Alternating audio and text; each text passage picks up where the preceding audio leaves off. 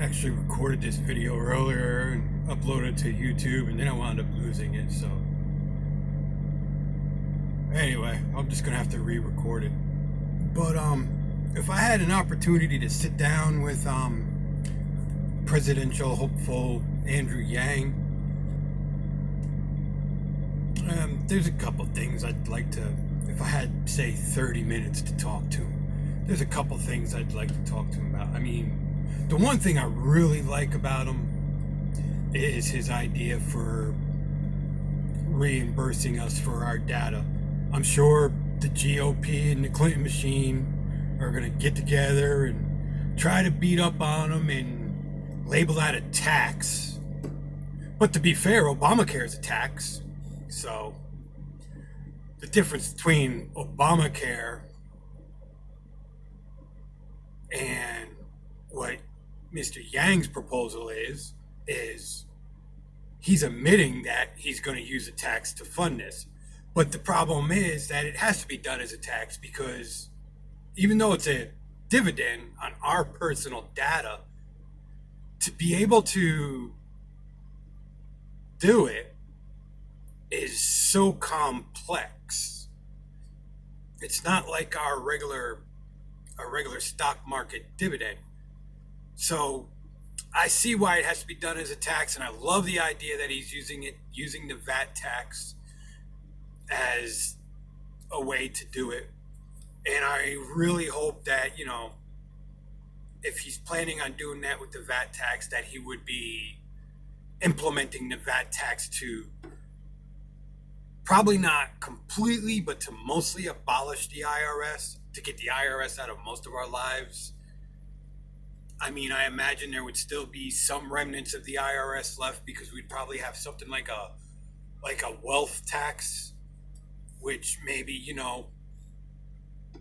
we do it where the wealth tax would work the same way as our current progressive tax system, as much as I hate it, works. But make sure that it's set up to be fair. That's the biggest thing. Because as a libertarian, I guess you would call us today, I'm very free market orientated. I mean, I get insulted by progressives calling themselves liberals because I'm a liberal. I have nothing at all in common with progressives. I have more in common with conservatives. But I am not a progressive. I am a liberal. I am a true liberal. Like I said, I guess they call us libertarians now since progressives stole our title and our party.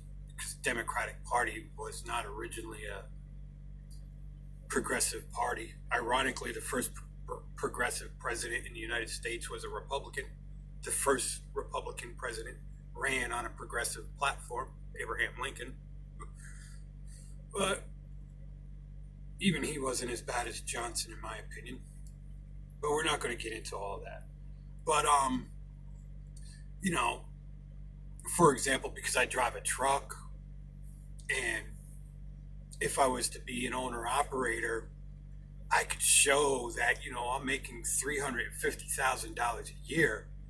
But in reality, I'd be making nowhere near that. The actual money that I would be taking home to my family would be between 40 and 60, depending on how my year goes.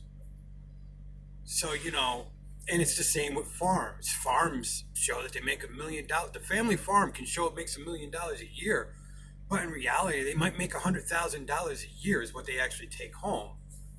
So, I think if we did a progressive, if they kept the IRS there and they wanted to keep that progressive tax there, I think they could finally fix it where it would really only hit people that really are millionaires and billionaires, and the rest of us, we'd be paying our fair share of taxes through the VAT. Because I love the VAT. The way I usually explain the VAT to people is I tell them to picture two boats. A big extravagant yacht over here and a little rowboat over here. Now the average guy like me, I'd be buying that rowboat. And the way the VAT tax works is you would have lumber from the point that it's a tree all the way to where it comes to a couple pieces of lumber that they would use in that rowboat is taxed all the way through. The aluminum from the time it comes out of the ground through all its process to the time it becomes that 12-foot rowboat would be taxed all the way through. And the steel rivets from the time the steel comes out of the ground to the time it's processed through is taxed. And so instead of paying a sales tax, you're paying the VAT tax. So the price you see is what you pay, first of all. There's no sale, no other taxes added to it when you go to the store. The price you see at the store is the price you pay. That's how a VAT works. A VAT is great. It makes it really easy to shop. But when you purchase the boat, the tax is built into the price. And so the price you see is the price you pay. Now, a lot of people will argue that retailers will mark everything up to recover the tax that they're paying on things. But if we restore true free market values, which we do not have right now, we do not live in a free market. We do not live in a free market at all. Conservatives like to tout all the time about our great free market, and progressives like to tout about how horrible our free market is. But we don't live in a free market. We live in some kind of quasi, almost fascist market because of regulation and government intervention. We do not live in a free market. I mean, we live almost in a market like what Hitler did in Germany, because the government controls the market now. So if we return to free market values, this wouldn't be so bad, because the retailers will try to mark things up to recover all that tax that when they're finally paying their fair share, like Amazon, for example. But they really can't, because in a free market system, we, the consumers, control what they can do. And the fact of the matter is, eventually, they're going to have to drop down the price to get rid of the merchandise. And with a true VAT system, all the loopholes and write-offs are gone.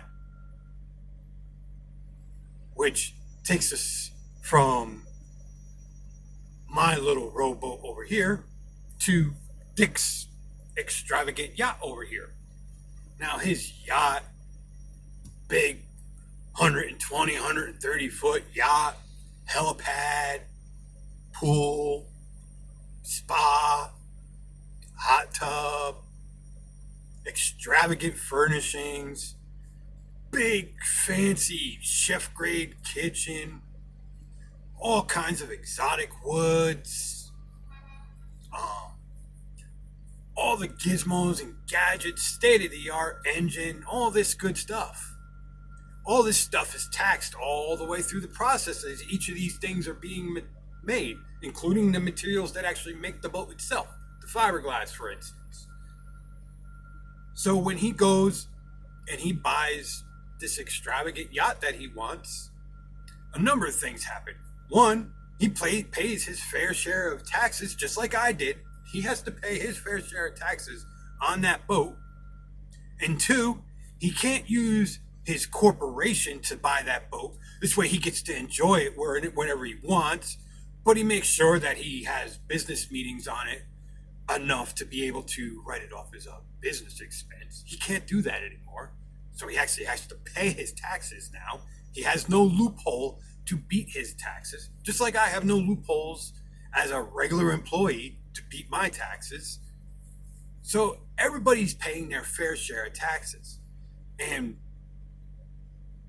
as a true liberal and free market enterpriser and a true embracer of the Constitution, I think everybody should be paying the same rate as much as possible on taxes. It's called equality. And equality is one of the fundamental points of the Constitution. So, I'm not anti-rich. I'm just anti-rich fucking me over. That's what I'm against. And like Amazon. I mean, I don't understand, I mean, I know how they do it, but I don't understand why the government lets that happen. I mean, they make the guy making $30,000 a year, they go after him for all his taxes. They don't give him all these extravagant loopholes. So, I love the VAT tax. The VAT tax is the fairest tax in the world, really, because you can't beat it. And even, say, illegal immigrants, they all on a cash basis because they are hiding in the shadows.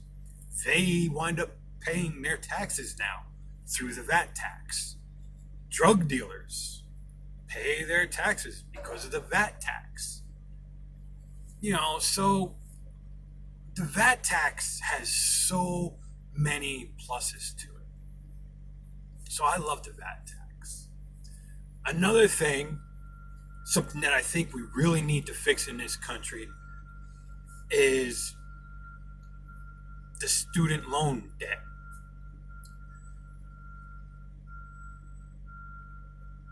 I do have issues with the fact that student loans are government backed, but those issues aside, if we're going to have the government involved with student loans, we should adopt a system like England uses. Bernie Sanders likes touting about free education like England has. But what he doesn't tell you is, I actually just looked this up to make sure. The numbers changed a little bit since the last time I looked it up, but it costs approximately $72,000 to educate a child in England from kindergarten through graduation.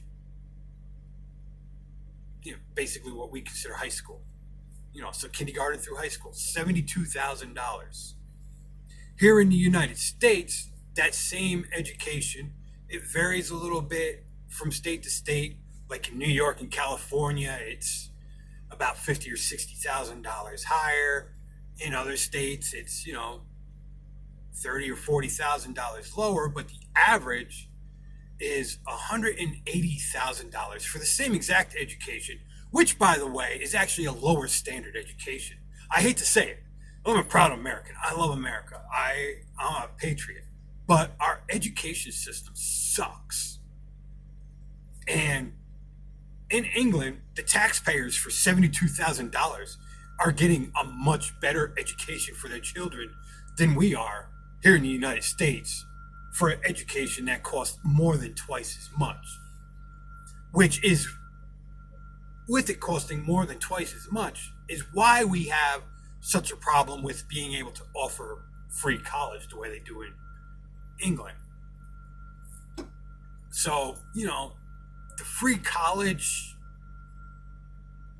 it's kind of out of our reach right now. Doesn't mean it will always be out of our reach, because there is a fix. And the first fix is we have to look at how England decides to pay for college. College has two tiers. One is the government paid program, and the other is more of a free market based, where you can pay for your college. And the reason and their healthcare is like that too. A lot of people compare Obamacare to England's NHS, and Obamacare is probably closer to that horrible catastrophe up in Canada. NHS has its problems, but it's a much better system than Canada's. And both are a universal health care. But in England, you can have health insurance. I know all these things because my ex-wife is from England. I've been to England. My stepdaughter is going through the college program in England. So I know what I'm talking about. So, and in my, I met this guy years ago. His name started with an A. and it was a really strange name. I really liked the guy, but he was from Canada. And when he heard that we were going to be doing this Obamacare thing, he told me what a nightmare the Canadian healthcare was. And it's nothing like the British healthcare. It's the British healthcare system has its problems. It's not perfect, but it's leagues better than the Canadian system. So if we're going to adapt anything near a universal, we need to be using the, we have to at least be using the British version to at least build on, not the Canadian version. The Canadian version is a nightmare. The British version is the version we want to build off of for that. But back to education. After you graduate high school and you decide you want to go to college or a trade school, what the first thing you do is you take a test. It's kind of like the ASVAB test when you go into the military. I actually thought about going into the military, and I took the ASVAB test and I scored really high. I'm one of the people that, the recruiter really wanted me because I was one of them people that I could have went into the military and disappeared. I mean, yeah, I scored. Yeah, I had ghost scores, but I wound up not going because I wanted to go. Anyway, we're getting off track here. It's like the ASVAB test, and basically what it does is it says where your skill sets are, and it gives you a range of what the things you can do. And the British, they have a test that it does the same thing. It gives you a range of things you can do.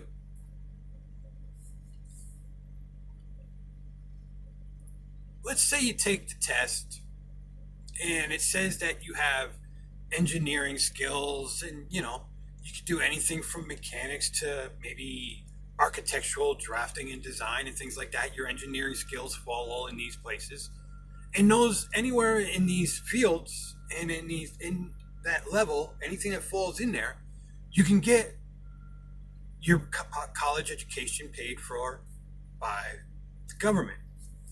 My stepdaughter's actually getting a law degree. She's going to be a magistrate. She had really high test scores. If somebody wanted to be a magistrate, but their test scores only gave them where they can be down there, a mechanic or in these engineering fields, it doesn't mean they can't go to college to be a magistrate. It just means that they have to use the traditional routes, which, using a college loan or somehow or another paying their way through college to do those other things. The good thing about that is because that happens, and because a lot of people want to do other things in college other than the things that the government will pay for, it forces the colleges to have to compete for money. And because the colleges have to compete for money, they also have to use them same rates for the college loans, which means the government ain't paying any more for college than the guy who's paying his own college because he decides he wants to do something else. So it brings college costs down. So it's a plus for everybody. It's a plus for the people that are going to pay their own way through college for whatever reason that they decide, or trade school for whatever reason they decide. And it saves the taxpayers money. So it's a really good system. Does it have flaws? Yeah, I'm sure it does have flaws. I mean,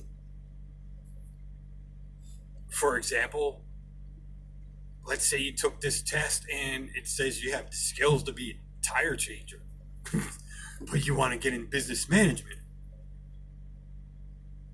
Now, to be fair and to be honest, and this is not meant to insult anybody, but most people who get a test score that says you're going to be a tire changer, the majority of them people, they can do other things, but the majority of them, they're not going to make a great higher management type of person. They might be good in lower management, but they're not going to be the type of person that's going to work in higher management. I mean, I'm a high school dropout, and I've been the fourth guy in line in Fortune 500 companies. I'm a high school dropout. I got a GED. I was supposed to go to Maritime College. I had a full paid ride through Maritime College to become a because I was going to take marine architectural and a secondary in marine biology. I wasn't going to take the full marine biology course. I was basically going to take the year one biology because I wanted to be able to understand impact reports because I'm working on marine architectural. So I wanted to be able to understand certain things about the reports that without that education, I wouldn't be able to wrap my head around them. So by taking that year one, that would have helped me wrap my head around a lot of aspects better. But you don't have to, just because it says you're going to be, you have to do it. It doesn't mean that you can't get into management positions. But one of the things that get lost in the conversation is, even though I believe in a fair and level playing ground, people do have mental limitations, both for just psyche and learning. So, it doesn't mean that sometimes, the tire changer, he might find a guy who said, they said he was going to be a tire changer and he winds up being a major successful CEO. But that's a rarity. But it doesn't mean that, they wouldn't be a good convenience store manager or supermarket manager. I mean, it doesn't mean they don't have any kind of management skills and wouldn't be capable. Most of them would not be able to be a CEO. I mean, let's be fair, let's be honest. And it's not insulting, it's reality. And I look at things through reality. So I think if we're going to keep this, to fix this whole college debt issue, that is something that we need to do, because if the government's going to be involved in college, then the government needs to make sure that not only does the taxpayer get the best bang for his buck, but that the students we're sending to college on the taxpayer dollar, that it's as profitable and rewarding for the student as well. And I think if we start sending students to college and trade schools for things that they actually would be qualified for, then that would start increasing the graduation level too, because the graduation level is somewhere between 50 and 60%. And on top of that, it's only a third of Americans that are going to college roughly. So, I mean, it's not a good number to begin with when you really think about it. And so there are a lot of little things that we can do to fix these things.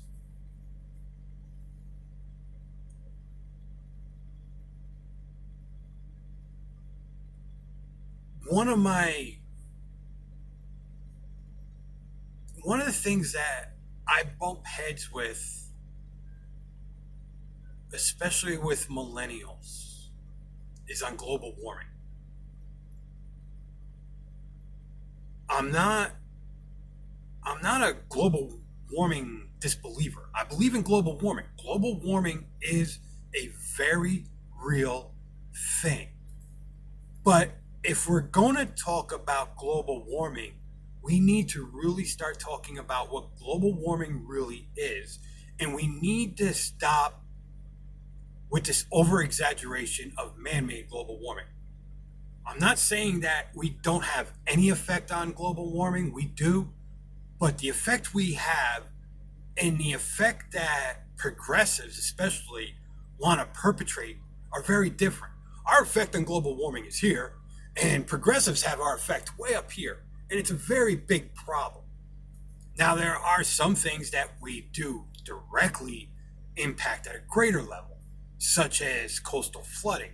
And the reason why we have such a great effect of coastal flooding is because we directly impact that.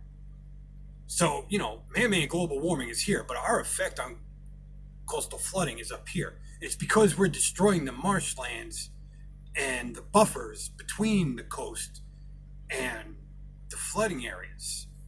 And that's why coastal flooding is becoming so severe. But the reality is, someday Manhattan is, if we got rid of all the fossil fuel burning, anything that burns fossil fuel, if we got rid of it tomorrow, it's not going to change anything. Because someday Manhattan, no matter what, Manhattan is going to be underwater. No matter what we do, Washington, D.C. is going to be underwater. No matter what we do, St. Augustine is going to be underwater. No matter what we do, Miami, the Florida Keys, parts of California, New Orleans, it's going to happen. And we know this is going to happen because we have fossil records and geological records to prove that this happens. And it's happened multiple times. It's a natural phenomenon just from the earth. The polar ice caps grow and shrink. It's like breathing. It's just it just happens slower than we breathe. But it's like breathing. You have the inhale, the exhale, the inhale, the exhale. And then there's other things that contribute too because the earth wobbles. But it's a natural phenomenon. The Sahara Desert. We have scientific proof. We know that at one point in time, the Sahara Desert was a green belt. We know for certain that in the future, roughly 10,000 to 15,000 years, the Sahara Desert will again be a green belt. And all these things are because of the natural occurrence of global warming. Not the man-made global warming. Actual, real global warming. The actual natural occurrence. We even have other things that, for instance, before the Industrial Revolution, everybody knows London. But before London, there was another city that rivaled London, or just about as big as London, and it was called Dunwich. And it's on the coast of the, which sea is that in between, with the channel there? The Green Sea? I can't remember the name of the sea there, but the sea between England and France. There's a city 300 feet out in the water. And it was swept into the ocean way back, or it started back around 1200. And there was two major storms. They're called the Great Storms, the Great Storm and then the Second Great Storm. And they contributed a lot to it. But we also know that natural global warming, long before we were burning fossil fuels and SUVs and cars and coal plants and all this, global warming played a major part in this being 300 feet out into the ocean now, because sea levels rose, and sea levels have been rising for a very long time. So we need to have an honest talk about global warming, because you can't get the average American to talk to you about global warming when you want to keep this ridiculous narrative about man-made global warming, because man-made global warming, we can fix that. It's going to take time to fix it, and we're working on that. And I'm an old muscle car guy. Someday I'm going to have a 67 Plymouth GTX, 3 miles to the gallon, big fuel guzzling, loud exhaust, tearing up the blacktop going down the road. But it doesn't mean that when I finally get the opportunity to buy a brand new car, that I don't want the cleanest, most environmentally friendly car available. I do. I believe in advancing cleaner technology, but I believe in doing it responsibly, economically, and in a way that we're not just going to overnight destroy jobs and destroy people's way of life and income. And it needs a transition. So you know, these are the kind of things that I would really like to sit down if I had an opportunity to talk with Andrew Yang. Those would be the top of my list. And I think he's a very honest person, and I think he's the type of person that could bring honest conversations to the table, just based on the fact that he's the first politician to be honest about what we are really facing. He's not running away from it, and he's not hiding from it when it comes to what's going to happen because of AI. So I think he is a very honest, and I know I'm going to vote for him in the primary, that's for sure. I'm still on the fence about presidential. I'm still learning about him. But from everybody else that I know on the stage, I don't like any of them.